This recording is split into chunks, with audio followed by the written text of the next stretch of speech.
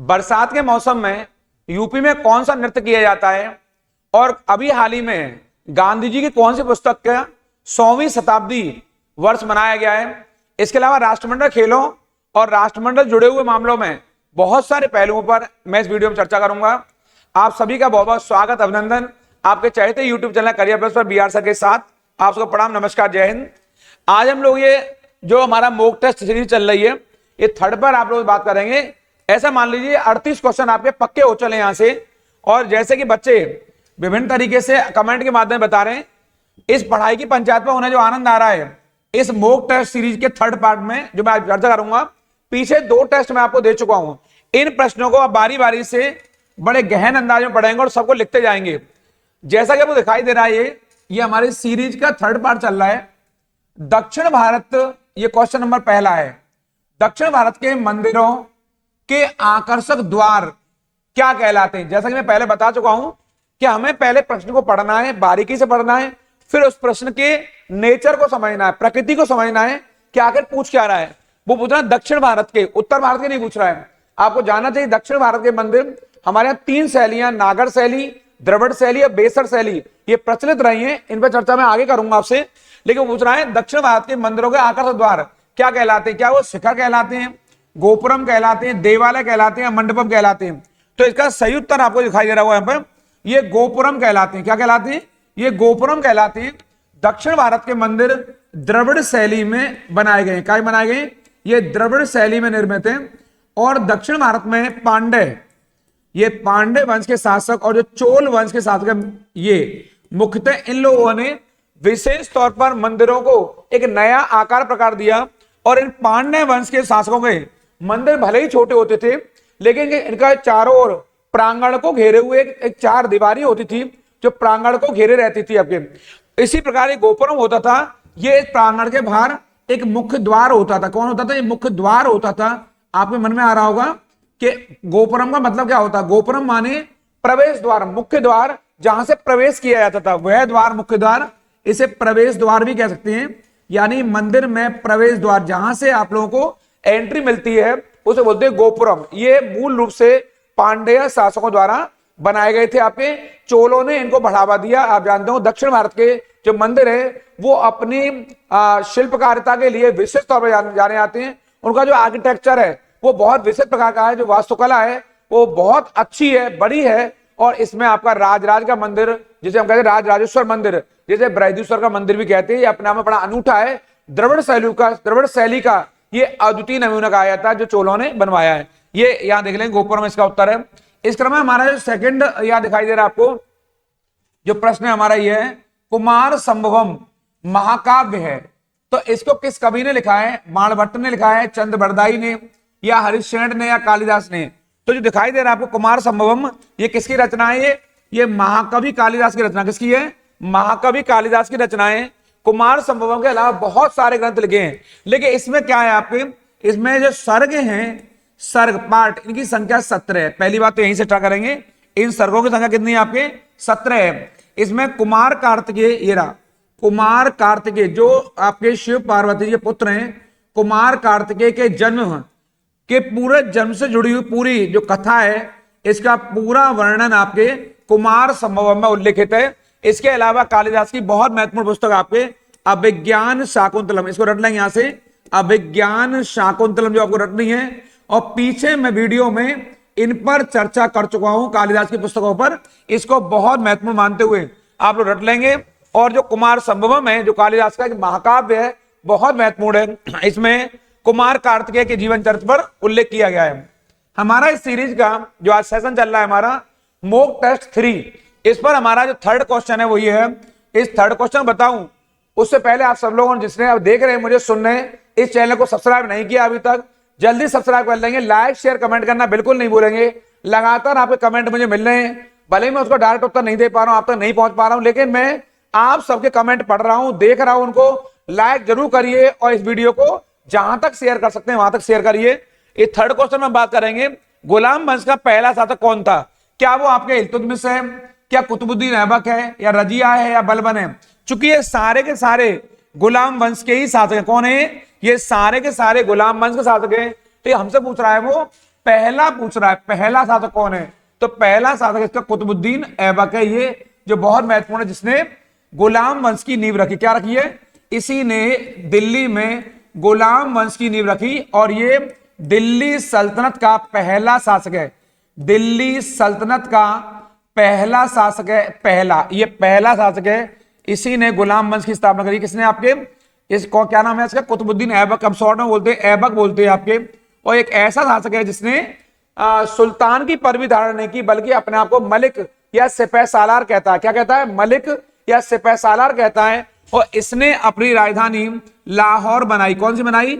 इसने अपनी राजधानी लाहौर बनाई। लेकिन अगर क्वेश्चन आ जाएगा गुलाम वंश का वास्तविक संस्थापक कौन है, तो आपका उत्तर होगा इल्तुतमिश। क्या उत्तर होगा? इल्तुतमिश होगा। अगर आया गुलाम वंश का शासक कौन है पहला, तो ऐबक बताएंगे। अगर वास्तविक शासक आएगा तो बताएंगे आप इल्तुतमिश बताएंगे। और ये बलबन के बारे में याद आ गया होगा। इसने लौ और रक्त की नीति के द्वारा सल्तनत को स्थापित किया। और जो रजिया है ये गुलाम वंश की नहीं, बल्कि भारत में पहली महिला शासका रही है। पहली महिला शासका रही है। आपके रजिया के बारे में मैं आपको बारी बारी से इतिहास के पन्नों चर्चा करूंगा आपके कि रजिया सुल्ताना कौन थी। जब इतिहास के पन्ने पढ़ाऊंगा तब बात करूंगा। फिलहाल क्वेश्चन नंबर 3 है, इसका उत्तर क्या है? कुतुबुद्दीन ऐबक। इसको रट लेंगे यहां से आप लोग। इस क्रम में हमारा अगला क्वेश्चन दिखाई दे रहा है आपको यहां पर। निम्नलिखित कौन सा देश भारतीय राज्य उत्तर प्रदेश की सीमाएं साझा करता है? यानी कौन सा देश है इनमें से जो कि यूपी से लगता है? क्या वो चीन है, क्या वो भूटान है, क्या वो नेपाल है, या बांग्लादेश है? इनमें कौन सा देश है आपके इनमें जो दिखाई दे रहे हैं आपको, जो कि यूपी के साथ में अपनी सीमाएं साझा करता है, उसे लगा हुआ है? तो वो देश आपके नेपाल है। कौन सा है वो नेपाल है जो यूपी से लगा हुआ है। आपको ज्ञात होना चाहिए यूपी वो राज्य है जिससे देश के अंदर सबसे ज्यादा राज्यों की सीमा स्पर्श करती हैं। देश के भीतर 8 राज्य हैं और एक यूनियन टेरिटरी है दिल्ली, अर्थात 9 क्षेत्र हैं जो उत्तर प्रदेश की सीमा से स्पर्श करते हैं, टच करते हैं, छूते हैं। और यहां पर आपके तीनों चारों में से नेपाल वो देश है जो यूपी की राज्य से अंतरराष्ट्रीय सीमाओं को जोड़ता है, यानी उसे स्पर्श करता है। इस क्रम में हम आगे चलेंगे। यहां से हमारा अगला क्वेश्चन है बिम्स्टेक का उपक्षेत्रीय समूह है जिसमें दक्षिण एशिया, दक्षिण पूर्व एशिया के 7 देश शामिल हैं। इसका मुख्यालय पूछ रहा है, यानी कि अब से ये हेडक्वार्टर पूछ रहा है आपके बिम्स्टेक का। आपके इस बिम्स्टेक को हम लोग कई बार ऐसे लिखते हैं, बिम्स्टेक आपके हिंदी में ऐसे लिख लिया करते हैं। यहां पर ये बिम्स्टेक मुख्यालय पूछ रहा है आपसे, क्या वो रंगून में है, क्या वो ढाका में है, क्या नई दिल्ली में, या बैंकॉक में? तो कहां पर है ये ढाका में। कहां है इसका मुख्यालय? ढाका में। और ढाका बांग्लादेश की राजधानी है। आपको जानना चाहिए बिम्स्टेक के अंतर्गत आपके ये हम लोग ऐसे करते हैं बिम्स्टेक, ये रहा बिम्स्टेक करते हैं आपके यहां से, ये रहा बिम्स्टेक करते हैं। बी माने हमारा बांग्लादेश है, यहां पर क्या है? बांग्लादेश है। बी माने यहां पर, आई माने इंडिया है, यहां पर बहुत महत्वपूर्ण आपके म्या माने म्यांमार है। क्या है? म्यांमार यानी बर्मा। एस माने श्रीलंका है, बहुत तेजी से बता रहा हूं आप लोगों को। और टी माने थाईलैंड है, यहां पर थाईलैंड। और जो आपको नीचे दिखाई दे रहा है ये वाला ई और सी, इसका मतलब होता है इकोनॉमिक कोऑपरेशन। लेकिन बाद में इसमें नेपाल और भूटान और जुड़ गया। इनके जुड़ने से इसकी संख्या कितनी हो गई? 7 हो गई आपके। तो इसमें आप ध्यान देंगे, इनमें 5 देश तो ऐसे हैं जो दक्षिण एशिया के हैं और 2 देश ऐसे हैं पे जो दक्षिण पूर्व एशिया के हैं। वो कौन कौन से हैं आपके? इनमें जो थाईलैंड है ये वाला आपको यहां से, और जो म्यांमार है ये वाला, ये 2 देश ऐसे हैं जो दक्षिण पूर्व के। कैसे हैं ये दक्षिण पूर्व के। और बाकी जो 5 देश हैं वो दक्षिण एशिया के राष्ट्र हैं। फिर बता रहा हूं, जो म्यांमार और थाईलैंड है ये आपके दक्षिण पूर्व एशिया के राष्ट्र हैं, और बाकी जो 5 दिखाई दे रहे हैं वो दक्षिण एशिया के राष्ट्र हैं। तो इसमें मैं चर्चा करूंगा बिम्स्टेक पर, ये बहुत महत्वपूर्ण है।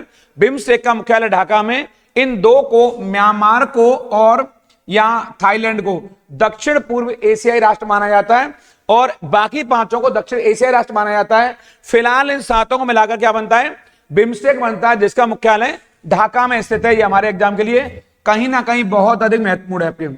इस क्रम में हम आगे देखेंगे माल और सेवाएं कर, जीएसटी कहते हैं, संसदीय संशोधन बिल को किस राज्य ने सर्वप्रथम अनुमोदित किया है? आपके जीएसटी आप जानते हैं गुड्स सर्विस टैक्स कहते हैं इसको, और इसी को वस्तु सेवा कर कहते हैं, इसी को माल और सेवा कर भी कहा जाता है। क्या यूपी ने लागू किया इसको, या महाराष्ट्र, या असम, या बिहार ने? कौन सा राज्य है जिसने जीएसटी का सबसे पहले अनुमोदन किया है? तो वो राज्य और कोई नहीं बल्कि असम है। कौन सा है वो वो असम राज्य जिसने सबसे पहले इसको अनुमोदित किया है, आपके इसको सपोर्ट प्रदान किया है, कौन सा है? वो असम राज्य है। दूसरी बात, जीएसटी को 1 जुलाई यानी 2017 को पूरे भारत में लागू कर दिया गया। कब लागू किया गया है? 1 जुलाई 2017 को, भूलेंगे नहीं। और इस समय देश के जो राष्ट्रपति हैं वो महामहिम प्रणब मुखर्जी जी। कौन है वो प्रणब मुखर्जी थे उस समय देश के महामहिम, ये उस समय देश के राष्ट्रपति हैं, ये कई बार भूल जाते हैं बच्चे। और जो प्रधानमंत्री हैं वो हमारे आपके मोदी जी हैं, जिनके चलते ये पहल आरंभ हुई है। यहाँ पे इंपॉर्टेंट है, इन दोनों को याद कर लेंगे आपके। ये हमारे उस समय के राष्ट्रपति हैं यहाँ पे, जिनके नेतृत्व में चालू हुआ था। यानी कि जो हमारे यहाँ जीएसटी है, वस्तु सेवा कर है, इसके द्वारा हमारे यहाँ एक देश एक कर एक बाजार पे, फिर बोलो एक देश one nation one market and one tax, ये हमारे आया आपके। यानी कि हमारे यहाँ वन नेशन वन टैक्स और वन मार्केट, ये हमारे फंडा है आपके यहाँ से ONOTOM, यानी एक देश एक कर एक बाजार, one nation one tax one market, इसी का नारा है आपके। किसका? आपके जीएसटी का। इसके द्वारा अधिकांश जो आपके हमारे अप्रत्यक्ष कर हैं, इनडायरेक्ट टैक्स हैं, उनको हटा करके एक कर लागू कर दिया। इसका नाम है जीएसटी, यानी कि गुड्स सर्विस टैक्स। इस क्रम में हम आगे चलेंगे आपके। पाल राजवंश के सर्वप्रथम राजा कौन है? पाल वंश के, ये हमारा 8वां क्वेश्चन है आपके। क्या गोपाल हैं, नंदलाल हैं, धर्मपाल हैं, देवपाल हैं? तो सही उत्तर है आपके गोपाल। कौन? आपके गोपाल। इन्होंने 8वीं सदी के मध्य में, यहाँ 8वीं सदी के मध्य में बंगाल में, कहां पर? बंगाल में पाल वंश की स्थापना की। कहां पर? बंगाल में, यानी 750 ईस्वी में यहां पर ये इन्होंने पाल वंश की स्थापना करी। आपके किसने? गोपाल ने। बहुत इंपॉर्टेंट है। और धर्मपाल जो महत्वपूर्ण शासक हैं जिन्होंने त्रिकोणी संघर्ष में भाग लिया है, ये बहुत इंपॉर्टेंट है। और देवपाल भी इसी वंश के शासक रहे हैं। लेकिन पाल वंश का संस्थापक कौन है? पहला शासक कौन है? वो गोपाल है, जिन्होंने बंगाल में पाल वंश की स्थापना करी है यहाँ पर। इस तरह में हम लोग आगे चलेंगे आपके यहाँ से। ऐसे बागान जहां बिक्री के लिए, ये रहा, बिक्री के लिए नगद फसल, ये रहा, नगद फसल उगाई जाती है, उसे किस रूप से जाना जाता है? निर्वाह कृषि, किचन गार्डन, झूम की खेती या रोपण कृषि? यानी कौन सा हमारा उत्तर हो सकता है यहाँ पर? तो आप जानते हैं रोपण कृषि, ये रहा, रोपण कृषि को हमारे यहाँ कैश, नगदी फसल के लिए आपके ये कैश क्रॉप्स के अंतर्गत बोया जाता है। कैश क्रॉप्स में आपको जानना चाहिए। रोपण में क्या आएगा आपका? रोपण में आपके गन्ना आता है, गन्ना भी आएगा रोपण में, ये वाला रोपण में आपका। आपके रोपण में आपके जो काजू है ये भी आता है आपके रोपण में। ये सब आपके रोपण में आते हैं सारे आपके। रोपण कृषि को नगदी फसल माना जाता है। और हमारा जो बागवानी कृषि है वो काफी हद तक इसी के अंदर आती है। रोपण कृषि को कैश क्रॉप्स कहते हैं, इसी को नगदी फसल, व्यापारिक फसल या वाणिज्यिक फसल भी कहा जाता है, इसी को कॉमर्शियल क्रॉप भी कहते हैं। आपको सामने दिखाई दे रहा है आपसे। इस क्रम में हम लोग आगे चलेंगे। यहां से हमारा अगला क्वेश्चन है आपके, नेपच्यून के अलावा, ये रहा नेपच्यून, ये रहा नेपच्यून के अलावा किस ग्रह को नीला ग्रह भी कहा जाता है? यहां से क्या पृथ्वी को कहते हैं, क्या मंगल को कहते हैं, प्लूटो को या जुपिटर को? किसको कहते हैं आपके नीला ग्रह? तो पृथ्वी को नीला ग्रह भी कहा जाता है, क्योंकि पृथ्वी पर 71% क्या है? जल है। ये रहा 71% जल की मात्रा है आपके, और 29% आपके स्थल खंड है आपके। इसलिए अंतरिक्ष से पृथ्वी को जब देखते हैं तो ऊपर से नीली दिखाई देती है आपके, इसीलिए पृथ्वी को नीला ग्रह भी कहा जाता है। कितना जल है आपके? लगभग 71% जल है आपके, इसलिए बहुत महत्वपूर्ण है। मंगल को हमारे यहाँ लाल ग्रह भी कहा जाता है। क्या कहते हैं? लाल ग्रह भी कहते हैं, बहुत महत्वपूर्ण हमारे यहाँ पर। और आप जानते हैं बहुत महत्वपूर्ण यहाँ पर सबसे बड़ा जो ग्रह हमारे यहाँ वो बृहस्पति है आपके। ये हमारे आकार में सबसे बड़ा ग्रह आपके यही माना जाता है, जो हमारे एग्जाम कई बार आया। यहाँ पे जुपिटर कहते हैं, ये सौर परिवार का सबसे बड़ा ग्रह है। के आधार पर? क्षेत्रफल के आधार पर, यानी ये क्षेत्रफल का जुपिटर बोलते हैं इसको हम लोग यहाँ पर। इसका सही उत्तर क्या है? पृथ्वी को नीला ग्रह कहते हैं, क्योंकि पृथ्वी पर जल की मात्रा सबसे ज्यादा पाई जाती है। और पृथ्वी वो ग्रह है जहां पर जीवन संभव है, बाकी ग्रहों पर जीवन संभव अभी नहीं है। भविष्य में होगा, वो भविष्य वाली बात होगी। फिलहाल पृथ्वी सौर परिवार का एकमात्र ग्रह है जहां जीवन संभव हो पाया है, इसलिए पृथ्वी को जीवन ग्रह भी कहा जाता है। निम्नलिखित में कौन सा विकल्प निष्क्रिय गैस नहीं है? कौन सा? यानी नोबल गैस भी कहते हैं हम लोग इसको, नोबल गैस भी कहते हैं। क्या कहते हैं? नोबल गैस भी कहते हैं इनको, नोबल गैस भी कहते हैं। क्या क्रिप्टॉन है, आर्गन है, जेनॉन है या क्लोरीन है? आपको ध्यान होना चाहिए जो निष्क्रिय गैसों की संख्या है वो कितनी है कुल आपके? वो 6 गैस है। कितनी है? वो 6 गैस है। और इसका सही उत्तर क्या? क्लोरीन। क्या उत्तर है? क्लोरीन सही उत्तर है। क्लोरीन आपके निष्क्रिय गैस नहीं है। इसके अलावा हीलियम भी आएगी यहां पर। इसके अलावा आपके जेनॉन है, आर्गन है, क्रिप्टॉन है, ये सारी गैस काय में आएंगी, ये सारी आपके निष्क्रिय गैसों में आती है आपके, लेकिन क्लोरीन नोबल गैस नहीं है। इसको याद कर लेंगे इस क्रम में। हमारा जो अगला क्वेश्चन है वो ये है, क्यों क्यों लड़की, ये रहा क्यों क्यों लड़की, क्यों क्यों लड़की पुस्तक के लेखक कौन है आपके? क्या महाश्वेता देवी है, रस्किन बॉन्ड है, एनाल ब्लाइटन है, या ओलिविया फ्रेसर है? कौन है जिन्होंने क्यों क्यों इस लड़की पुस्तक को लिखा है आपके? वो आपके महाश्वेता देवी है। कौन है वो? ये महाश्वेता देवी है, बहुत बड़ी विद्वान है। इनके द्वारा जो रचित कार्य है, इनके द्वारा किए गए जो कवित्व है, इनका बहुत बड़ा आपका दर्शन है इनका। इसी के चलते इन्हें वर्ष 1996 में यहां पर साहित्य के सबसे बड़े अवार्ड, कौन सा? ज्ञानपीठ अवार्ड, ये वाला आप जानते हैं। ज्ञानपीठ अवार्ड सबसे बड़ा अवार्ड है। इनके रचनाओं के चलते, इनके बड़े कार्यों के चलते 1996 में आपको ज्ञानपीठ पुरस्कार से सम्मानित किया गया। ज्ञानपीठ पुरस्कार वही है जो साहित्य के क्षेत्र में दिया जाने वाला देश का सबसे बड़ा पुरस्कार है। कौन सा? ज्ञानपीठ अवार्ड है। ज्ञानपीठ अवार्ड में मैं चर्चा कर चुका हूं, मैं पीछे बता चुका हूं। जो बच्चे अवार्ड्स पढ़ना चाहते हैं वो हमारे पिछले वीडियो देख लेंगे, वहां पर आपको ज्ञानपीठ, व्यास सम्मान, सरस्वती, इसके अलावा कबीर सम्मान, इसके अलावा बहुत सारे नोबेल पुरस्कार, भारत रत्न, पद्म विभूषण, भूषण श्री, ये सारे जितने अवार्ड हैं उन पर मैं एक वीडियो पीछे बना चुका हूं। इसे सभी विद्यार्थियों कह रहा हूं उन वीडियो को देख लेंगे। आपके इसी चैनल पर वो वीडियो आपको प्लेलिस्ट में मिल जाएंगे। स्टैटिक जीके के अंतर्गत स्टैटिक जीके में जाइए, क्लिक करिए और आपको सारे अवार्ड, सारे पुरस्कार और सम्मान मिल जाएंगे। उनको विस्तार से पढ़ लीजिए। ये सारे अवार्ड में क्वेश्चन आने वाले हैं। महाश्वेता देवी ने क्यों क्यों लड़की पुस्तक को लिखा है, ये बहुत इंपॉर्टेंट है। और 1996 में इनको ज्ञानपीठ पुरस्कार से सम्मानित किया गया है।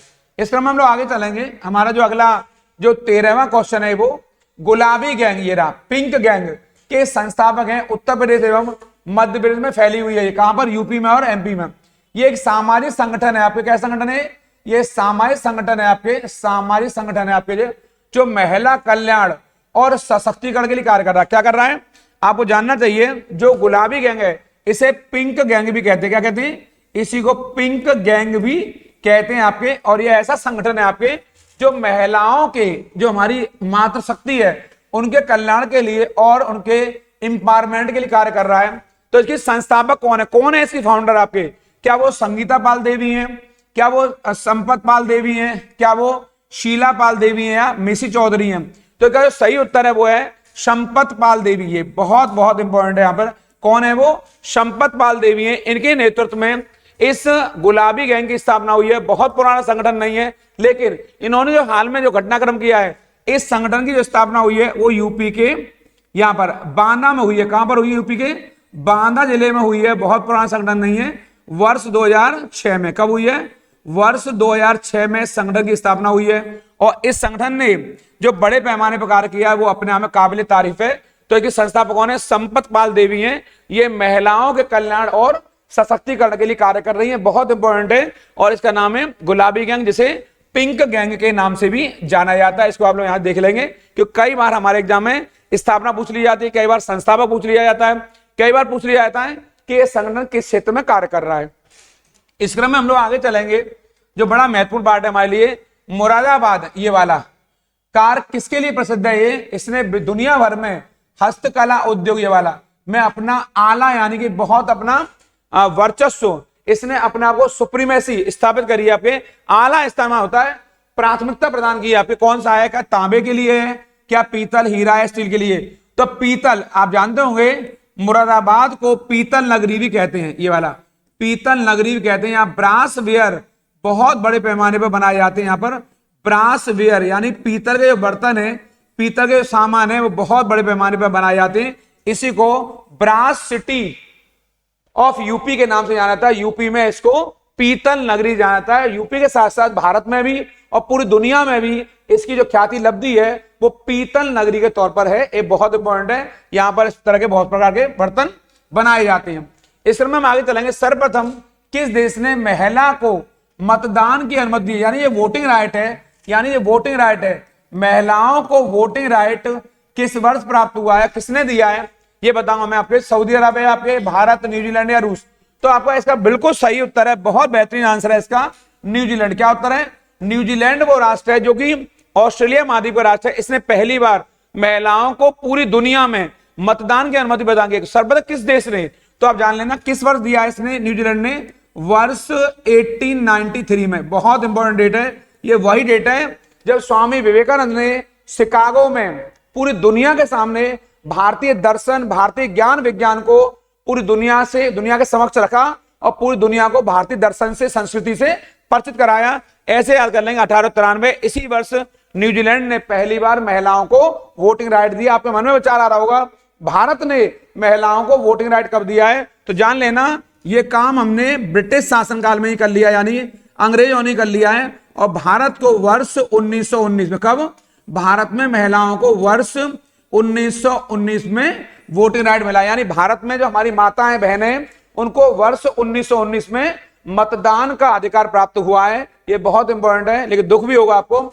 1935 के अधिनियम के अनुसार केवल हमारे यहाँ 13% लोगों को ही वोटिंग राइट प्राप्त था। कितना? 13% आपके। लेकिन महिलाओं को पहली बार वोटिंग राइट कब मिला है भारत में? 1919 में। और दुनिया में कब मिला है? तो 1893 में आपके। और वो देश कौन सा है? वो न्यूजीलैंड है। ये बहुत महत्वपूर्ण, आपके इसको रटकर जाएंगे। दुनिया में आएगा तो न्यूजीलैंड मारेंगे, और भारत में अगर आएगा तो 1919 मारेंगे। ये भारत में वोटिंग राइट है आपके। इस क्रम में हम लोग आगे चलेंगे। आपके भारत में अली बंधुआ, दो भाई हैं, शौकत अली और मोहम्मद अली, दो भाई हैं। इनके आंदोलन का नेतृत्व किया इन्होंने। कौन सा आंदोलन है? भारत छोड़ो आंदोलन है, खिलाफत है, दिल्ली चलो आंदोलन है, या बहिष्कार आंदोलन है? आखिर वो कौन सा आंदोलन है जो इन भाइयों ने नेतृत्व किया? वो कौन सा आंदोलन है? वो खिलाफत आंदोलन। कौन सा है वो खिलाफत आंदोलन है आपके। ये खिलाफत आंदोलन बहुत बड़ा आंदोलन रहा, और ये आगे चल के हिंदू मुस्लिम एकता का प्रतीक बन गया। एक क्वेश्चन ये आता है। दूसरा, खिलाफत आंदोलन किस आंदोलन के साथ मिलकर कार्य कर रहा था? तो वो था आपका असहयोग आंदोलन। कौन सा है वो? असहयोग आंदोलन। ये वाला नॉन कॉपरेशन मूवमेंट है आपके। ये बहुत आपके लिए इंपॉर्टेंट है, गांधी जी के नेतृत्व में, जो कि 1920 में आरंभ हुआ। ये खिलाफत आंदोलन उस समय आरंभ हुआ दोनों भाइयों के नेतृत्व में, जब ब्रिटेन ने, फ्रांस ने धोखा किया आपके, और जो खलीफा है तुर्की का, उस खलीफा को हटा करके वहां पर आपके कब्जा कर लिया बड़े क्षेत्र पर। और कहीं ना कहीं खलीफा के साथ में मिसबिहेव किया गया, दुर्व्यवहार किया गया। मुस्लिम समुदाय के लोग खलीफा को अपना धर्मगुरु मानते हैं, उसे ईश्वर तुल्य मानते हैं। खलीफा का जो अपमान हुआ वो मुस्लिमों ने बर्दाश्त नहीं किया। भारत में जो मुस्लिम समुदाय के लोग थे, जो नेता थे, इन्होंने मोहम्मद अली और शौकत अली, अली बंधु कहते हैं, इनके नेतृत्व में भारत में खिलाफत आंदोलन आरंभ हुआ। इसमें विस्तार चर्चा अपने अगले वीडियो में करूंगा। फिलहाल ये एग्जाम वाली क्लास है, क्वेश्चन आंसर सीरीज चल रही है, इसलिए ज्यादा विस्तार में नहीं जाएंगे यहां पर। अगला हमारा पार्ट है भारतीय संविधान के भाग 4 में किसका विवरण है आपके? ये 17वां क्वेश्चन है हमारे यहां से। क्या ये मूलभूत अधिकारों की बात करता है? मूलभूत ये अधिकार है क्या? ये क्या राज्य के नीति निर्देशक तत्व हैं? आसान है बहुत ज्यादा। ये राज्य के नीति निर्देशक तत्व हैं, हम लोग डीपीएसपी भी कहते हैं। क्या कहते हैं? DPSP, directive principle of state policy. क्या कहते हैं? Directive principle of state policy. ये राज्य में कल्याणकारी राज्य की बात करते हैं आपके। ये आपके कल्याणकारी राज्य की, वेलफेयर स्टेट की बात करते हैं, कल्याणकारी राज्य की बात करते हैं आपके। ये कि आपको एक वेलफेयर स्टेट स्थापित करना है आपको, तो इसके तहत आपको व्यवस्था बनानी होगी, राज्यों की जिम्मेदारी रहेगी। और इसको भाग 4 में संविधान के अनुच्छेद 51, यहां पर भाग 4 में आपके, और इनको यहां थोड़ा देख लेंगे, संविधान में अनुच्छेद का 36 से 51 तक इनका उल्लेख हुआ है। यहां तक इसको आप रट के जाएंगे। यहां से 36 से 51 तक इनका उल्लेख हुआ है। इन्हें हमने आयरलैंड से लिया है। कहां से लिया है? इन्हें हमने आयरलैंड से लिया है, यानी कि जो ये तत्व हैं हमने ये आयरलैंड से लिए हैं। बहुत इंपॉर्टेंट है, और न्यायालय द्वारा इनको संरक्षण नहीं मिला हुआ है। राज्य इन्हें लागू करें, जब नीतियां बनाएं, इन्हें कोई कानूनी संरक्षण प्राप्त नहीं है, लेकिन फिर भी ये राज्यों के लिए बहुत जरूरी है, क्योंकि एक कल्याणकारी राज्य की स्थापना में इन राज्य के नीति निर्देशक तत्वों का बहुत बड़ा रोल है, बहुत इंपॉर्टेंट है। कई विद्वान, विशेष तौर पर ऑस्टिन ने तो इन्हें संविधान की आत्मा तक कह दिया है। कहा अगर संविधान में नहीं होते तो ये आत्मा ही गायब हो जाती। क्या नाम बताया मैंने? ऑस्टिन ने इन्हें संविधान की आत्मा तक कह दिया है। ये हमारे एग्जाम में कई बार क्वेश्चन पूछा भी गया है। इसमें हम आगे देखेंगे काली मिट्टी को क्या कहते हैं। तो आप जाने बहुत फेमस है आपके, काली मिट्टी को रेगुर मिट्टी कहते हैं। ज्यादा डीप नहीं जाएंगे यहां पर। काली मिट्टी को रेगुर मिट्टी भी कहते हैं, और काली मिट्टी को कपासीय मिट्टी भी कहते हैं। इसी को आपके या ब्लैक सॉइल भी कहते हैं। इसको आप लोग कई सारे नाम है। इस मिट्टी के अंदर बहुत महत्वपूर्ण आपके कपास उगाई जाती है। ये मिट्टी मेनली बड़े हमारा भारत में महाराष्ट्र राज्य में सबसे बड़े क्षेत्र पर पाई जाती है। क्वेश्चन आए कि भारत में सबसे बड़े क्षेत्र पर काली मिट्टी कहां पाई जाती है, तो महाराष्ट्र राज्य में पाई जाती है। इस काली मिट्टी को ही रेगुर मिट्टी भी कहते हैं। इसका लोकल नेम है, स्थानीय नाम है। रेगुर मिट्टी आ जाए या कपासी मिट्टी आ जाए, एक ही बात है, रटकर जाएंगे आपको यहां से। और इसी को कपासी मिट्टी कहते हैं। सबसे विस्तार काली मिट्टी का महाराष्ट्र राज्य में पाया जाता है। आगे हम चलेंगे, सरदार वल्लभ भाई पटेल कृषि और तकनीकी विश्वविद्यालय भारत के यूपी में है। यहाँ कहां स्थित है यूपी में आपके, ये कृषि विश्वविद्यालय यूपी का, क्या ये लखनऊ में या पंतनगर में, मेरठ में या सहारनपुर में, आखिर ये कहां स्थित है, तो ये आपके ये मेरठ में स्थित। कहां स्थित है, ये मेरठ में स्थित है। ये कृषि विश्वविद्यालय ये यूपी के बच्चों के लिए कृषि संबंधित बहुत महत्वपूर्ण जानकारी उपलब्ध कराता है और नाम का है सरदार वल्लभ भाई पटेल कृषि और तकनीकी विश्वविद्यालय। इसको रटकर जाएंगे। ये पश्चिमी यूपी के मेरठ जिले में स्थित है। मेरठ को कहीं ना कहीं भारत में क्रांति की भूमि, भारत में क्रांति की जननी कहा जाता है, जहां से 1857 के विद्रोह की शुरुआत हुई है। वो क्षेत्र मेरठ ही है। 10 मई 1857, इसको रट लेंगे, इसीलिए इसको क्रांति की भूमि या क्रांति जननी भी कहते हैं। ये मेरठ क्षेत्र हमारा बहुत महत्वपूर्ण। इसमें हम आगे देखेंगे, मानव अधिकारों के सार्वभौमिक, बहुत इंपॉर्टेंट है, घोषणा, ये वाला UDHR बोलते हैं, UDHR के अनुच्छेद 4 का विवरण प्रस्तुत किया गया आपके। गुलामी की स्वतंत्रता, शिक्षा का अधिकार, निजी संपत्ति का अधिकार या विवाह और परिवार का अधिकार। तो इसका सही उत्तर है अनुच्छेद 4 में जो उल्लेख हुआ है वो गुलामी से स्वतंत्रता का उल्लेख हुआ है यहाँ पर। यानी कि जो मानव अधिकारों का सार्वभौमिक जो घोषणा पत्र है आपके, आपको जानना चाहिए, बहुत महत्वपूर्ण है। इसमें जो कुल अनुच्छेद है, कुल आर्टिकल हैं वो कितने हैं, इसमें कुल आर्टिकल 30 हैं। कितने, इसको रट लेंगे अगर आएगा। जो ह्यूमन राइट के जो सार्वभौमिक यूनिवर्सल जो घोषणा पत्र है, तो जो कुल कितने आर्टिकल है, 30 है, आपको जानना चाहिए। और हर साल 10 दिसंबर को यहाँ पर अंतरराष्ट्रीय मानवाधिकार दिवस क्या मनाते हैं, अंतरराष्ट्रीय मानवाधिकार दिवस के तौर पर मनाया जाता है पूरी दुनिया में। ये इंटरनेशनल आपके ह्यूमन राइट डे है जो पूरी दुनिया में मनाया जाता है। क्या तारीख को, 10 दिसंबर को, याद कर लेंगे आप लोग।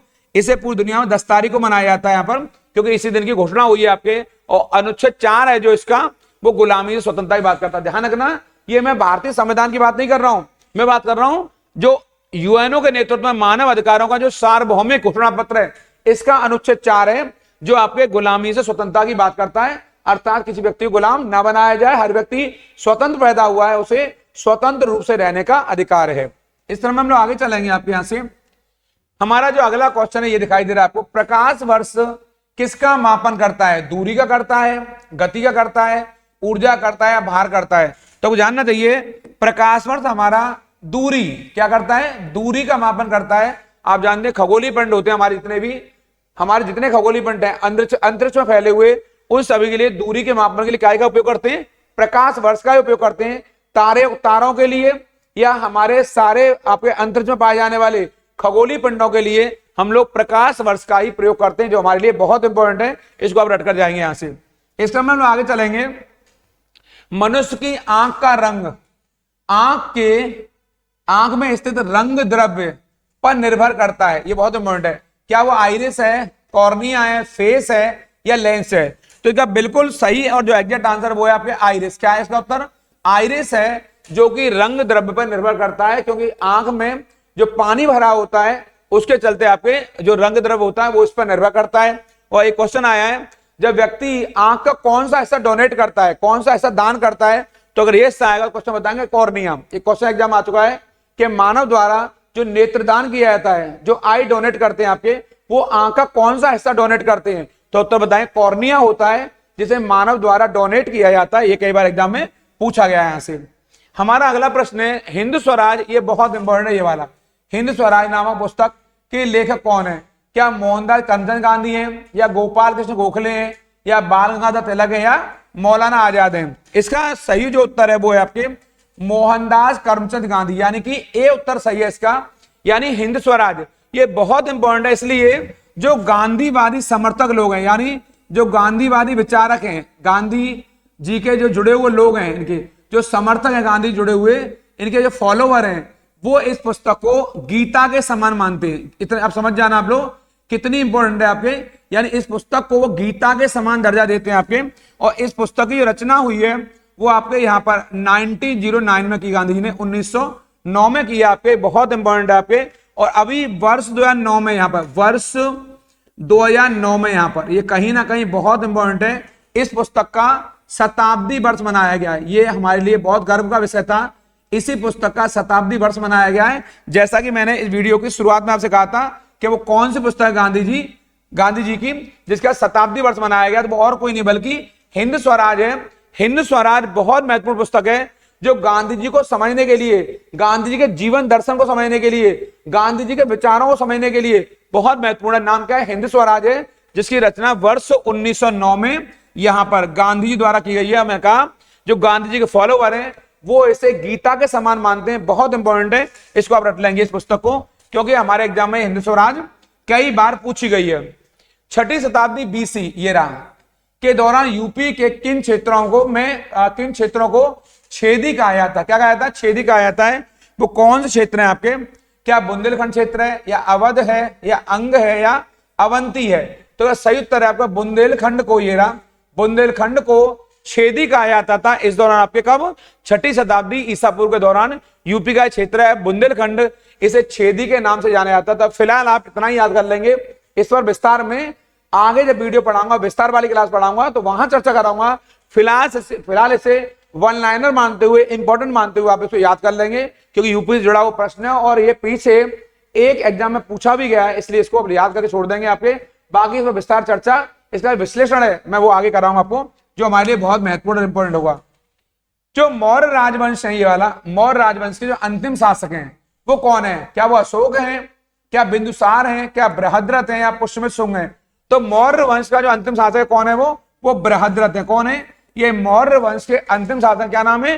बृहद्रथ। आपको जानना चाहिए मौर्य वंश में जितने भी शासक हुए हमारे यहाँ पर, यानी जो स्थापना से पहले, मौर्य वंश से पहले, तो हमारे यहाँ एक वंश है हर्यक वंश है, जो कई बार एग्जाम में आया है। इसके बाद हमारे यहाँ हर्यक वंश के बाद कौन सा वंश है? शिशुनाग वंश है, ये पूछा गया एग्जाम में, शिशुनाग वंश है यहाँ पर। और इसके बाद हमारे यहाँ नंद वंश है आपके, ये बड़ा महत्वपूर्ण है, नंद वंश है। ये सारे वंश हैं आपके यहाँ से। इस क्रम में जो बीच में जो वंश पड़ेगा आपके यहाँ से, जो आपको याद करना है यहाँ से, वो वंश और कोई नहीं बल्कि वो मौर्यों का है। कौन है? वो मौर्य वंश है यहाँ पर, जो बीच में आपके यहाँ आएगा, मौर्य वंश। इसी में आपको एक प्रश्न बताऊंगा जो हमारे एग्जाम में कई बार पूछा जाता है और कई बार पेपर में वो आ चुका है। इनके बाद जो आए वो शुंग आए। कौन आए? वो शुंग आए आपके यहाँ से, ये शुंग वंश के लोग हैं। इसके बाद जो आए वो कर्ण वंश के लोग हैं। इनके बाद जो आए वो सातवाहन आए, इन्हें आंध्र सातवाहन भी कहते हैं। तो एक क्वेश्चन हमारे प्रिय विद्यार्थी देख रहे हैं, मैं उनको बताना चाहता हूं, यहाँ पर एक क्वेश्चन आपके एग्जाम बनेगा यहाँ पर, जो बहुत बहुत आपके लिए वेरी मोस्ट है। जो मौर्य है वो बीच में है, यहाँ पर मौर्य बीच में। मौर्यों से पहले मगध पर किसने शासन किया? तो मौर्यों से पहले नंदों ने शासन किया। मौर्यों के बाद कौन आया? शुंग आए आपके। इनको दोनों को मेरे कहने से रट के जाएंगे, ये तो रट ही लेंगे कि मौर्य वंश का अंतिम शासक कौन है, तो बृहद्रथ है, मौर्य वंश का अंतिम शासक है। ठीक है, मौर्यों से पहले यानी मौर्य जब आए तो मौर्यों ने मगध को किससे छीना है? तो उन्होंने छीना है इसको नंदों से। मैं फिर बता रहा हूं पुनः, इनसे छीना है। और मौर्यों के बाद कौन आया? तो शुंग आए, यानी कि पुष्यमित्र शुंग ने मौर्य वंश के अंतिम शासक बृहद्रथ की हत्या की और शुंग वंश की स्थापना की। कहां पर? मगध में। मगध माने यानी कि आज के बिहार वाला पार्ट है, झारखंड वाला पार्ट है, वो मगध कहलाता है। उसकी राजधानी पाटलिपुत्र बनी। प्रारंभ में मगध की राजधानी राजगृह रही। इसको रट कर जाएंगे और ये बड़ा महत्वपूर्ण हमारे एग्जाम के लिए। मेरा समीकरण यहाँ पर मगध राज्य से है, इस राज्य से यहाँ पर, इसको आप देख के याद कर लेंगे और सभी विद्यार्थी हमारे याद कर लेंगे, रट लेंगे इसको। यहाँ से हम लोग आगे चलेंगे। प्राचीन भारत, 26वां क्वेश्चन है, प्राचीन भारत में जमदग्नि जो ऋषि है हमारे, वो उनका आश्रम कहाँ है? जमानी आश्रम है, जो कि इस समय उत्तर प्रदेश में स्थित है। और वो कौन जिले में? यूपी के। किसका? ऋषि जमदग्नि है। तो आप जानते हैं ऋषियों से एक क्वेश्चन, चाहे वाल्मीकि जी का हो, जमदग्नि का हो, किसी का, एक क्वेश्चन यहां से आता है, क्या वो लखनऊ में, गाजीपुर में, वाराणसी या सीतापुर में? तो ये जो आश्रम है आपका, ये आपके गाजीपुर जिले में स्थित है, इसको याद कर लेंगे। ऋषि जमदग्नि का जो आश्रम है वो गाजीपुर में। ये बहुत परम संतु हैं आपके, बहुत बड़े ऋषि हुए हैं, इनको रट कर जाएंगे। ये गाजीपुर जिले में स्थित है। इस क्रम में हम लोग आगे चलेंगे। आपके राजा हर्षवर्धन ने जो भद्र विहार है, ये नामक यहाँ ज्ञान के बृहद केंद्र की स्थापना की है, वो कहां करी है? चूंकि हर्षवर्धन की राजधानी कन्नौज में, डायरेक्ट बताता हूं, इनकी राजधानी कन्नौज में थी आपके। कन्नौज को ही इन्होंने अपनी राजधानी बनाया और यहीं पर इन्होंने यहीं पर इन्होंने ये जो भद्र विहार है उसकी स्थापना की। ये ज्ञान का बहुत बड़ा केंद्र बन गया।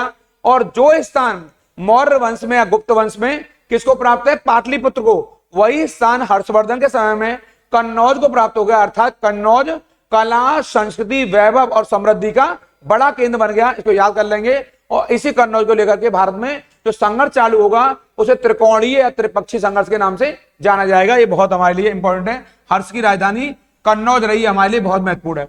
इस क्रम में अगला क्वेश्चन है, उर्दू शायरी के फिराक गोरखपुरी, ये दिखाई दे रहे हैं आपको, के नाम से कौन प्रसिद्ध है? यानी कि फिराक गोरखपुरी के नाम से इनमें से किसे जाना जाता है आपके? क्या वो आपके द्वारका प्रसाद हैं, बिशन नारायण है, रघुपत साय या फिर नवल किशोर हैं? तो फिराक गोरखपुरी का जो नाम है वो रघुपत साय जी। कौन है वो? रघुपत साय जी, यानी कि सी उत्तर सही है। इन्होंने बहुत सारी ऐसी उर्दू की शायरियां लिखी हैं जिनकी प्रासंगिकता, जिनकी रिलीवेंसी आज भी है, इसलिए फिराक गोरखपुरी याद कर लेंगे। इनका नाम रघुपति साय भी है, रटकर जाएंगे, बहुत इंपॉर्टेंट है क्योंकि हमारे एग्जाम में इस प्रकार के प्रश्न अक्सर पूछे जाते हैं। यूपी में बारिश के मौसम में इनमें से कौन सा गीत गाया जाता है? कौन से मौसम में? बारिश के मौसम, जब बारिश हो रही होती है आपके, तो कौन सा, ये लिखा, बारिश के मौसम में कौन सा आपके गीत गाया जाता है? बिरहा गीत है, क्या वो रशिया है, या बैती है, या कजरी है? तो वो गीत कोई और नहीं है बल्कि कौन सा गीत है? वो कजरी गीत है। कजरी को गाया जाता है बरसात शुरू होते ही, कजरी का गीत आरंभ हो जाता है। ये गीत यूपी में होने वाला, बारिश के दिनों में होने वाला बहुत बहुत महत्वपूर्ण गीत है। यानी इसे वर्षा ऋतु का गीत भी कहा जाता है। आपको जानना चाहिए यूपी के अंदर इस गीत को मेनली, इसकी उत्पत्ति जहां से हुई है, इसकी उत्पत्ति मिर्जापुर क्षेत्र से हुई है। कहां से हुई है? ऐसी मान्यता है कि इस गीत की जो उत्पत्ति हुई है वो यूपी के मिर्जापुर से हुई है, मिर्जापुर जिले से हुई है आपके। इसको भी याद कर लेंगे। और ये इसे वर्षा गीत भी कहा जाता है। इसी को कहते हैं, यूपी में होने वाला वर्षा गीत है जो बहुत बहुत महत्वपूर्ण है। ये वर्षा के प्रारंभ होते ही यूपी में प्रारंभ हो जाता है। इसके में आप आगे देखेंगे, प्रसिद्ध सूफी संत वार्षिक उर्स के अवसर पर कैलेंडर के कार्तिक महीने, ये रहा कैलेंडर कार्तिक महीने में प्रतिवर्ष 12 में होता है।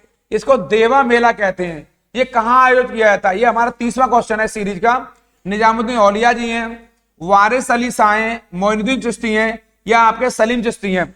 तो आपको जानना चाहिए यहां पर ये और कोई नहीं बल्कि वारिस अली शाह हैं। कौन है ये हमारे वारिस अली शाह हैं। इनको आप लोग यहां थोड़ा याद कर लेंगे, वारिस अली शाह हैं। इसका सही उत्तर आपका ये है, थोड़ा सा ये एक कारिस हो गया यहां से, ये वारिस कर लेंगे इसको यहां से। सही उत्तर इसका हमारा वी है, ये वारिस अली शाह। यानी कि इनके अवसर पर 12 में प्रतिवर्ष आपका देवा मेला लगता है, जो कि कार्तिक के महीने में यूपी में लगाया जाता है। बड़ा मेला है। ये हमारे परम सूफी रहे। इन्होंने एकता, भाईचारे का संदेश दिया, समानता का संदेश दिया, छुआछूत और अस्पृश्यता जो जातिवाद है उसको इन्होंने किनारे पर कर दिया आपके। इसलिए परम सूफी संत माने गए। इनका नाम है आपके वारिस अली शाह। आगे देखेंगे आप लोग, मध्य प्रदेश में ये रहा जो खेत है हमारे, उन खेतों में ये रहा खेतों की कृषि विधि, ये झूम की खेती। कौन सी? जो झूम की खेती है आपके, झूम की कृषि को क्या कहा जाता है? मैं पुनः बताऊंगा आपको। क्या वो रोका है, पेड़ू या पेंडा है, दहिया है, या करुआ है? ये 3-4 नाम बताए मैंने। मध्य प्रदेश में इस खेती को जो कहते हैं झूम की खेती, यानी कि शिफ्टिंग एग्रीकल्चर। एक स्थान में ना होकर के अलग अलग स्थान में बारी बारी से की जाती है शिफ्टिंग एग्रीकल्चर आपके, उसे बोलते हैं स्थानांतर कृषि या झूम की खेती। और ये यहाँ दहिया नाम से जानी जाती है। आप जान लेना इस बात को। मध्य प्रदेश में इस खेती को ये रहा क्या कहते हैं? बेवर दहिया। क्या कहते हैं? बेवर दहिया। ये रहा बेवर दहिया कहते हैं आपके। इसका पूरा नाम आपके यहां से है। और जो ये पेड़ा दिखाई दे रहा, पेड़ा या पोडू, ये वाला, ये नाम आपके कहां पर है? ये नाम आपके आंध्र प्रदेश में इसका लोकल नेम है इस खेती का, झूम खेती का। और जो रोका है ये ब्राजील में। कहां पर? रोका नाम इस खेती का ब्राजील में है, इसी झूम की खेती का आपके। इसके अलावा एक नाम और आता है बड़ा पॉपुलर, श्रीलंका में इस खेती को क्या कहते हैं? तो श्रीलंका में इस खेती को चेना कहते हैं। चेना या चेन्ना, ये भी एग्जाम में पूछा गया से। ये इसके सारे लोकल नेम है, इन्हें रट के जाएंगे। श्रीलंका में इस खेती को चेन्ना कहते हैं, मध्य प्रदेश में इस खेती को बेवर दहिया कहते हैं। देवर नहीं है ये, देवर भाभी नहीं है कि देवर दहिया कर दो, नहीं, ये बेवर दहिया है, ये ऐसे नाम है आपके। और जो करुआ है ये वाला नहीं दिखाई दे रहा आपको, या हमारे यहाँ इसको बोलते हैं कुमारी बोलते हैं, ये केरल वाले पार्ट में होता है आपके। यानी कि जो करुआ है, करुआ आ जाए ये वाला, या कुमारी आ जाए ये वाला, कुमारी आ जाए ये वाला, ये आपके केरल में होता है आपके यहाँ पर, ये केरल में।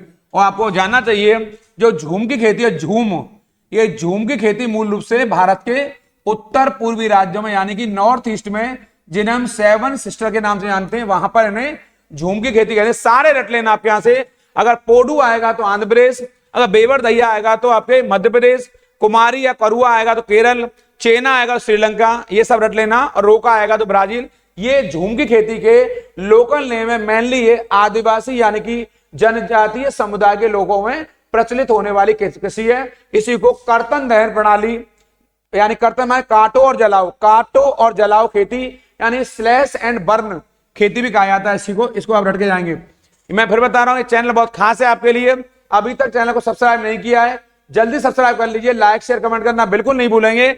ऐसे क्वेश्चनों की बिल्कुल बड़ी बड़ी श्रृंखला मैं आपके लिए लेकर आ रहा हूं, जो एग्जाम आपके लिए 38 क्वेश्चनों को ये नंबर आपके बिल्कुल पक्के कर देंगे। यहां से जो 38 क्वेश्चन है, 17वीं सदी के दौरान ये रहा, इब्राहिम आदिल शाह द्वितीय द्वारा कौन सी निम्नलिखित पुस्तक हिंदू देवताओं येरा और मुस्लिम सूफियों के गुणगान से संबंधित है? दोनों इसमें हिंदू देवता भी हैं और आपके मुस्लिम सूफी भी हैं आपके। क्या गीत गोविंद है, किताबे नवरस है, पारसा नामा या मुंतखब उल तवारीख है? तो पुस्तक और कोई नहीं है बल्कि पुस्तक का नाम है किताबुल नवरस, ये वाली। ये किसकी पुस्तक है आपके? ये आपके इब्राहिम आदिल शाह द्वितीय की पुस्तक है, जिस पुस्तक में हिंदू देवताओं और मुस्लिम सूफियों का बड़े पैमाने पर गुणगान किया गया है, एक साथ किया गया है। ये पुराना क्वेश्चन है, ये 2-3 जगह पर प्रश्न आ चुका है। इस प्रश्न को रट के जाएंगे। नाम है इब्राहिम आदिल शाह द्वितीय और किताब का नाम किताब नवरस, इसको आप याद कर लेंगे यहां से। इसमें हमारा अगला प्रश्न है, ये कर्नाटक संगीत में अलापना हिंदुस्तानी शास्त्रीय संगीत के किसके समान होती है आपके? क्या ये तराना है, ताल है, आलाप है या तिलाना है? तो सही उत्तर है आलाप। यानी कि जो कर्नाटक संगीत में अलापना है उसे हिंदुस्तानी शास्त्रीय संगीत में आलाप के नाम से जाना जाता है। कोई ज्यादा विश्लेषण नहीं करेंगे, ज्यादा नहीं पढ़ेंगे, केवल रट लेंगे और रटकर इसको छोड़ देंगे, क्योंकि इस प्रकार के प्रश्न कई बार एग्जाम में पूछे जाते हैं कल्चर वाले पार्ट से। आगे हम चलेंगे इस क्रम में। आपके अगला हमारा प्रश्न है, ये भारतीय वैज्ञानिक कौन, भौतिकी वैज्ञानिक प्रोफेसर कौन से रहे जिन्होंने संगीत के प्रति अपने गहरे प्यार के कारण वर्ष 1921 में लंदन की रॉयल सोसाइटी के समक्ष तार के संगीत उपकरणों के सिद्धांत को, वहां पर उसको एक शोध पत्र दिया है आपके? वो कौन से? क्या वो जेसी बोस हैं, जगदीश चंद्र जी, क्या होमी जहांगीर बाबा हैं, सीवी रमन जी हैं या विक्रम साराभाई हैं? इनमें से कौन से विद्वान हैं जिन्होंने कहीं ना कहीं भारतीय संगीत के प्रति बहुत अनूठी आस्था दिखाई और तारों के संगीत के उपकरण सिद्धांत पर एक शोध पत्र, रिसर्च पेपर दिया उन्होंने, वो भी लंदन में? वो और कोई नहीं बल्कि सीवी रमन है। कौन है वो सीवी रमन है आपके। ये बहुत इंपॉर्टेंट है, चंद्रशेखर वेंकट रमन। आपको जानना चाहिए, आपको वर्ष 1930 में नोबेल अवार्ड मिला है। कौन सा अवार्ड मिला है? ये बड़ा अवार्ड मिला है, नोबेल पुरस्कार मिला है। ये इन्हें भौतिकी यानी फिजिक्स के लिए मिला है। और आपने क्या किया है? प्रकाश का प्रकीर्णन, कहा के लिए प्रकाश का प्रकीर्णन बहुत बहुत इंपॉर्टेंट है, इस पर बहुत बड़ा शोध किया था आपने, इसके लिए आपको मिला था। इसी को हमारे यहाँ रमन इफेक्ट भी कहते हैं। क्या कहते हैं? रमन इफेक्ट भी कहते हैं इसी को। ये कई बार हमारे एग्जाम में पूछा जाता है आपको, जो नोबेल मिला काय के लिए मिला है। और आप जानते होंगे सीवी रमन को भारत के सर्वश्रेष्ठ सम्मान, नागरिक सम्मान भारत रत्न से भी सम्मानित किया गया वर्ष 1954 में। बहुत इंपॉर्टेंट है, इन्हीं को नोबेल दिया गया आपको प्रकाश प्रकीर्णन के क्षेत्र में कार्य करने के लिए 1930 में। इसको रट लेंगे। यानी जो सीवी रमन है, जो चंद्रशेखर वेंकट रमन है, इनको काय के लिए? भौतिकी के लिए। बस बहुत से बच्चों को ये नहीं बताया कि भौतिक विज्ञान के लिए, रसायन विज्ञान के लिए, केमिस्ट्री बोलते हैं हम लोग, इनको फिजिक्स के लिए मिला है, भौतिक विज्ञान के लिए मिला है वर्ष 1930 में। इसको आप लोग यहां से याद कर लेंगे, ये बहुत इंपॉर्टेंट है सीवी रमन वाला पार्ट। एक साधारण उपकरण है जिसका प्रयोग जंगली घास को हटाने के लिए, मिट्टी को ढीला करने के लिए किया जाता है। क्या फावड़ा है, रहट है, ढेकली है या मोट है? कौन सा वो उपकरण है जो कि आपके घास को काटता है और मिट्टी को ढीला करता है? तो कौन है? फावड़ा है। बड़ा आसान सा उपकरण है। फावड़ा घास को छीलने काम में आता है, फावड़ा मिट्टी को ढीला कर देता है और धीरे से उठाकर कहीं पर डाल देता है। फावड़ा को इस मामले में एक आसान उपकरण माना जाता है। इसको आप लोग यहां से देख लेंगे। आपके रहट, आपके पहले सिंचाई कार्यों में ये रहट दिखाई दे रहा है, ये सिंचाई कार्यों में उपयोग में होता था, जो मध्यकालीन भारत में चर्चा में आया। मध्यकालीन भारत की देन रहट को माना जाता है सिंचाई कार्य के लिए। ये रहट आपके, इसका उत्तर क्या है? आपके फावड़ा सही उत्तर है इसका। इस क्रम में हम आगे चलेंगे। आपके कौन सा मानव रोग है जो बैक्टीरिया के कारण होता है? बैक्टीरिया मान क्या होता है? जीवाणु। क्या होता है? बैक्टीरिया मान होता है जीवाणु के कारण से होता है। मैंने बताया है पीछे वाली क्लास में, ये मैं रोगों पर एक विस्तृत रिपोर्ट दे चुका हूं, एक विस्तृत वीडियो बना चुका हूं। उस वीडियो को रट लेंगे, चाहे बैक्टीरिया हो, वायरस हो, फंगस हो या प्रोटोजोआ हो, विस्तार से बता चुका हूं। ये क्वेश्चन भी वहां पर है, देखते ही बच्चों समझ में आ गया होगा। इसका उत्तर खसरा नहीं है, क्योंकि खसरा का होता है वायरस से। पोलियो नहीं है, वायरस से होता है। हेपेटाइटिस वायरस से होता है। आंत्र ज्वर ये वाला, ये आपके बैक्टीरिया से होता है। आपके बैक्टीरिया माने जीवाणु से होता है। और क्या नाम है इसका? साल्मोनेला। ये रहा साल्मोनेला टाइफी, ये उसका नाम है जीवाणु का, साल्मोनेला टाइफी। इससे होता है आपके, ये बहुत महत्वपूर्ण है। इसी को मियादी बुखार भी कहते हैं। क्या कहते हैं? इसी को मियादी बुखार भी कहते हैं आपके यहां से। और इसी को अंग्रेजी में टाइफाइड भी कहते हैं। क्या कहते हैं? टाइफाइड भी कहते हैं इसको। और इसी को मोती झरा भी कहते हैं। क्या कहते हैं? मोती झरा भी कहते हैं। कई सारे नाम बता दिए, मोती जला, मोती झरा कहते हैं इसको हम लोग। कई सारे नाम है, सारे के सारे ये सब बुखार के ही नाम है आपके। टाइफाइड भी इसी का नाम है, म्यादी बुखार भी इसी का नाम है। किससे होता है? साल्मोनेला टाइफी से होता है, जो कि एक बैक्टीरिया, जो कि एक जीवाणु है। इसी को आंत्र ज्वर कहते हैं। इसी को आंतों का बुखार भी कहते हैं। इसी को आंतों का बुखार भी कहते हैं। बहुत इंपॉर्टेंट है ये बैक्टीरिया से होने वाला रोग है। जो तीनों रोग हैं ऊपर वाले, वो वायरस से होते हैं, यानी कि विषाणु से होते हैं। बहुत इंपॉर्टेंट है, इन सब बातों को याद कर लेंगे। ये हमारे एग्जाम में आने वाला बहुत महत्वपूर्ण और इंपॉर्टेंट क्वेश्चन है। यहां देखेंगे आप लोग, राष्ट्रमंडल मानव अधिकार पहल का मुख्यालय कहां स्थित है? लंदन में है क्या? ये अकरा में है क्या? नई दिल्ली में, सिडनी में? तो राष्ट्रमंडल जो मानव अधिकार पहल है, इसका मुख्यालय बहुत महत्वपूर्ण है, ये नई दिल्ली में। कहां पर है? ये नई दिल्ली में स्थित है। आप लोग यहां जान लेना, जो राष्ट्रमंडल मानव अधिकार पहल है, इसका हेडक्वार्टर नई दिल्ली में बनाया गया है। ये मानव अधिकारों के लिए कार्य करता है। और जो राष्ट्रमंडल है, ये रहा राष्ट्रमंडल, ये रहा, ध्यान देंगे सब लोग। इतना राष्ट्रमंडल को कॉमनवेल्थ भी कहा जाता है। क्या कहा जाता है? इसे कॉमनवेल्थ भी कहते हैं। ये रहा, इसकी स्थापना जो हुई है, यहां देख लेना, कई बार एग्जाम आता है। वर्ष 28 अप्रैल, इसको देख लेंगे यहां से, 1949 को इसकी स्थापना हुई है। यहां पर ये कई बार डेट भी पूछ ली जाती है, मैं लिख दिया यहां पर। और इसके अंतर्गत प्रारंभ में केवल 8 देश शामिल थे। 8 देशों ने मिलकर के इस राष्ट्रमंडल की स्थापना की है। इसमें वो देश शामिल थे जो अंग्रेजों के गुलाम रहे, जो अंग्रेजों के गुलाम रहे, यानी गुलाम राष्ट्र हैं। अंग्रेजों के गुलाम राष्ट्रों ने मिलकर के इसकी स्थापना करी है। इसमें ब्रिटेन भी शामिल है आपके। शुरू में केवल दुनिया के 8 देश शामिल थे और 8 देश शामिल थे यहां पर। और इसकी स्थापना 1949 में हुई है। वर्तमान में इस जो राष्ट्रमंडल है, इसमें करीब आपके 54 देश शामिल है यहां पर, ऐसी मान्यता है। जो 54वां देश है वो मालदीव है। कौन सा है?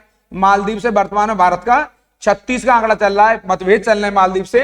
ये 54वां राष्ट्र है। आपको जानकर हैरानी होगी कि इसमें आपके 2 राष्ट्र ऐसे, एक मोजाम्बिक है, ये वाला मोजाम्बिक है, मोजाम्बिक, और एक आपके रवांडा है, रवांडा। ये दोनों राष्ट्र आपके अफ्रीका महाद्वीप के राष्ट्र हैं। मोजाम्बिक और रवांडा 2 राष्ट्र हैं। ये आपके ब्रिटेन के गुलाम कभी नहीं रहे, ना मोजाम्बिक रहा ना रवांडा रहा, फिर भी ये इसमें शामिल है। मैंने शर्त बताई है, राष्ट्रमंडल में वे देश शामिल होते हैं जो कभी ना कोई ब्रिटेन के गुलाम रहे हैं या अधीनस्थ रहे हैं, आपके गुलाम या अधीनस्थ रहे हैं। जैसे मोजाम्बिक और रवांडा अफ्रीका के देश हैं जो ब्रिटेन के गुलाम नहीं रहे, फिर भी वो समूह राष्ट्र में शामिल है। ये इस नियम का अपवाद है। लेकिन अमेरिका ब्रिटेन का अधीनस्थ रहा है, ब्रिटेन का शासन रहा है वहां पर, लेकिन अमेरिका राष्ट्रमंडल का सदस्य नहीं है। यानी आप बड़ी अपवाद स्वरूप बात है, अमेरिका पे अंग्रेजों का अधिकार रहा है, लेकिन अमेरिका इसका मेंबर नहीं है। और मोजाम्बिक रवांडा पर, जो अफ्रीका महाद्वीप के देश हैं, ये कभी भी ब्रिटेन गुलाम नहीं रहा है, लेकिन वो राष्ट्रमंडल का सदस्य है। इसको अब याद कर लेंगे। इस राष्ट्रमंडल समूह की जो स्थापना हुई है वो वर्ष 1949 में हुई है। इसी को कॉमनवेल्थ भी कहते हैं। और यही गुलाम राष्ट्र आपस में मिलकर के प्रत्येक वर्ष कॉमनवेल्थ खेल भी करते हैं, जो बहुत महत्वपूर्ण हमारे लिए। कॉमनवेल्थ खेल बोलते हैं CWG गेम। नरेंद्र मोदी ने जो शपथ ग्रहण समारोह हुआ, इसके बाद सर्वप्रथम किस विदेशी देश का दौरा किया था आपके? क्या बांग्लादेश का किया है, नेपाल का, भूटान का, श्रीलंका का? ये बड़ा चर्चाओं में रहा क्वेश्चन। उस समय भारत जैसे बड़े राष्ट्र का प्रधानमंत्री उस समय भूटान की यात्रा करता है। यानी भारत ने पड़ोसी प्रथम की नीति को हमेशा से प्राथमिकता दी है। पड़ोसी प्रथम, हम लोग हमेशा पड़ोसियों को प्राथमिकता देते आए हैं। आपके हमने हमेशा पड़ोसियों को पहला स्थान दिया है। हालांकि भारत नेशन फर्स्ट की नीति भी अपनाता रहा है, लेकिन पड़ोसियों को भारत ने हमेशा सम्मान दिया है, प्रेम से रखा है। यही कारण है जब प्रधानमंत्री मोदी भारत के प्रधानमंत्री बने तो उन्होंने सबसे पहले भूटान देश की यात्रा की। कहीं ना कहीं ये मैसेज देने का प्रयास किया, ऐसा अच्छा संदेश दिया कि हमारे यहाँ छोटे देशों को भी वही दुलार और प्यार और सम्मान दिया जाता है जो बड़े देशों को दिया जाता है। आपके तो भूटान देश में प्रधानमंत्री जी ने जाकर के एक अच्छा मैसेज दिया, सुखद मैसेज दिया, सद्भावना भरा मैसेज दिया कि भारत भूटान में जाकर भी उसे अपने समकक्ष समानता प्रदान करता है। यानी हम लोग सबसे पहले पड़ोसियों को प्रथम रखने नीति को अपनाते हैं। ऐसा ही एक अन्य वीडियो में आपके लिए आगे लेकर आने वाला, बहुत महत्वपूर्ण चर्चा करूंगा। आप लोग इस चैनल को सब्सक्राइब नहीं किया है, जल्दी सब्सक्राइब कर लीजिए अभी तक, और नहीं किया है अभी तक लाइक तो तेजी से कर दीजिए। शेयर करना, कमेंट करना बिल्कुल नहीं भूलेंगे, क्योंकि ये एग्जाम वाली क्लास चल रही है। मोक्ष 3 है, मोक्ष जो 4 है हमारा, वो जल्दी आपके मध्य लेकर आऊंगा। इस चैनल पर लगातार बने रहिए, जुड़े रहिए, आपका दुलार प्यार मिलता रहेगा। उन लोगों का जरूर ख्याल रखिए जो आपका ख्याल रखते हैं। प्रणाम, नमस्कार।